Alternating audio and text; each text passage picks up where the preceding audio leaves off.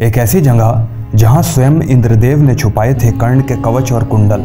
इस जगह के बारे में जानकर आप भी हैरान रह जाएंगे, क्योंकि आज तक इस कलयुग में इस जगह के बारे में किसी को पता नहीं था। और यहीं रखे हैं सूर्यपुत्र दानवीर कर्ण के कवच और कुंडल। वीडियो में आगे बढ़ने से पहले चैनल को सब्सक्राइब करें और बेल आइकन जरूर दबाएं, ताकि ऐसी ही खास लेटेस्ट अपडेटेड वीडियोस आपको जानने और सुनने को मिलती रहे। धर्म और अधर्म की लड़ाई महाभारत, जहां कुछ शक्तिशाली योद्धा ऐसे भी थे जो पांडवों को हराने का अकेले ही सामर्थ्य रखते थे, और उन्हीं महान योद्धाओं में से एक योद्धा सूर्यपुत्र कर्ण भी था।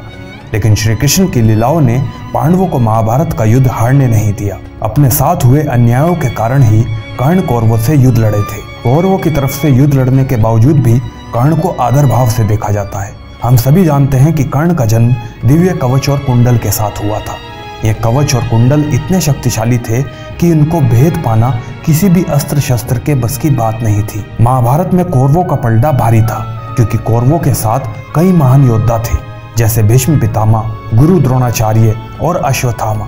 आज के युग में हम ये जानना चाहते हैं कि कर्ण के कवच और कुंडल कहाँ हैं, लेकिन उससे पहले ये जानना जरूरी है कि वो कवच और कुंडल इतने शक्तिशाली क्यों थे।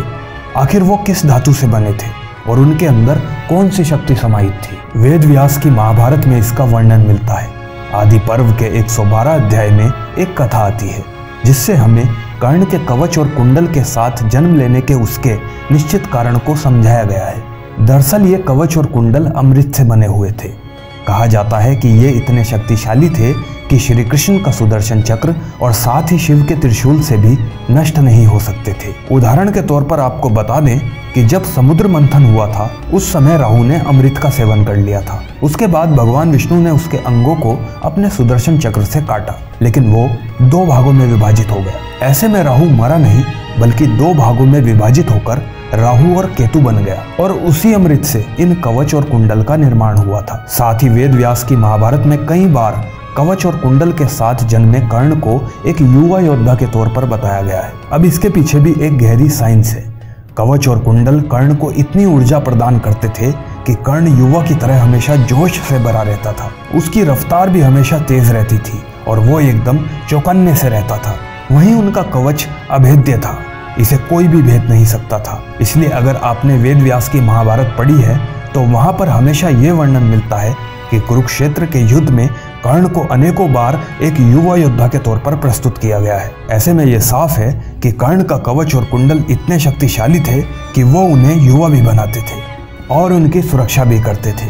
लेकिन अब जानते हैं कि वर्तमान में ये कवच और कुंडल कहाँ पर स्थित है।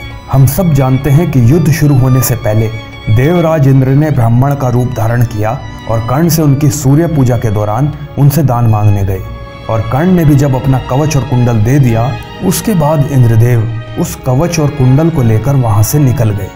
कहा जाता है और साथ ही हमारे पुराणों में भी वर्णित है, और यहाँ तक कि महाभारत ग्रंथ में भी मौजूद है कि इंद्रदेव जब कवच और कुंडल लेकर अपने रथ से स्वर्ग की तरफ प्रस्थान कर रहे थे, उसी समय वहां एक आकाशवाणी हुई, जिसमें देवराज इंद्र को कहा गया कि आपने बहुत बड़ा पाप किया है, इसलिए अब आप स्वर्ग में प्रवेश नहीं कर सकते जब तक आपके पास ये कवच और कुंडल रहेंगे। ऐसे में इंद्रदेव ने कवच और कुंडल को ओम पर्वत की तलहटी में छुपा दिया, लेकिन उसके बाद चंद्रदेव ने कवच और कुंडल को चुराने का प्रयास किया।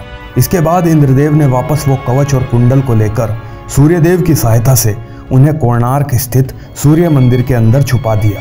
कहते हैं सूर्य मंदिर की तलहटी यानी उसके नीचे एक ऐसी गुफा है जिसमें कर्ण के कवच और कुंडल मौजूद है, और कहा यह भी जाता है कि आने वाले कलयुग के अंत में भगवान श्री कृष्ण के 10वें अवतार यानी कि कल की अवतार इस कवच और कुंडल को धारण करेंगे। आपकी क्या राय है, हमें कमेंट बॉक्स में बताएं। वीडियो अगर आपको अच्छी लगी है तो लाइक करें, चैनल को सब्सक्राइब करें। तब तक के लिए हर हर महादेव।